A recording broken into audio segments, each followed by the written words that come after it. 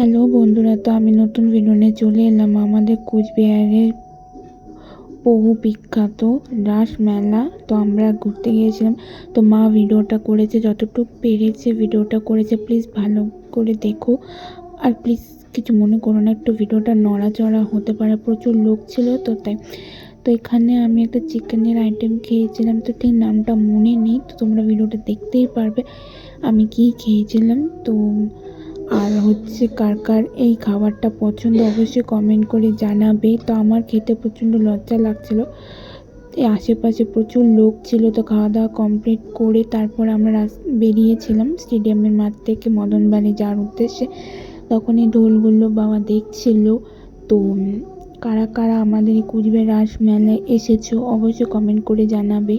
তো এটা আমাদের কুচবিহারের বহু বিখ্যাত মেলা, বহু দূর দূর থেকে লোকজন আসে এই মেলা দেখতে। আর প্লিজ কেউ কিছু মনে করো না, একটু ভিডিওটা নড়াচড়া বা একটু অন্যরকম হতে পারে, ঘোলা হতে পারে। তো কষ্ট করে মা ভিডিওটা ভিড়ের মধ্যে করেছে। তো এটা মদন বাড়ির রাস্তা, এখানে ঠাকুরের জিনিসপত্র অনেক কিছু বসে। তো মা ভিডিও করে যেটুকু পেরেছে তো সেটাই তোমাদের সামনে তুলে ধরলাম, আমি ভয়েসের মাধ্যমে তোমাদের সাথে শেয়ার করছি। আর আমাদের কুচবিহারের রাস মেলার বিশেষত্ব হচ্ছে যে রাজ চক্রটা হয়, সেটা আমাদের কুচবিহারের এক মুসলিম ফ্যামিলি রাজার আমল থেকে বানিয়ে আসছে। তারা 1 মাস নিরামিষ খেয়ে তারপর এই রাজচক্র বানায়। আর মেলাতে গেলে তো বাদাম ভাজা নিতেই হবে, তো সেটাই কেনা হচ্ছিল।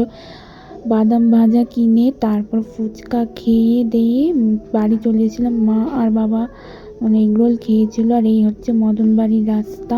তো কারা কারা আছো মেলাতে গেলে ফুচকা খাবেই, তো সেটা কমেন্ট করে জানাবে। আমি তো মেলা হোক যেখানেই যাই ফুচকা তো খেতেই হবে। তো ফুচকা খেয়ে দিয়ে বাড়ি চলে এসেছি। তো ভিডিওটা তোমাদের কেমন লাগলো অবশ্যই কমেন্ট করে কিন্তু তোমরা জানাতে ভুলো না। আর তো এখানে আমি দাঁড়িয়ে আছি, ফুচকার আলু মাখা হচ্ছিলো, আর ওখানে পাশে বসে মা আর বাবা এগরোল খাচ্ছিলো। তো ফুচকা তো খেতেই হবে মেলাতে গেলে। ভিডিওটা কেমন লাগলো অবশ্যই জানাবে।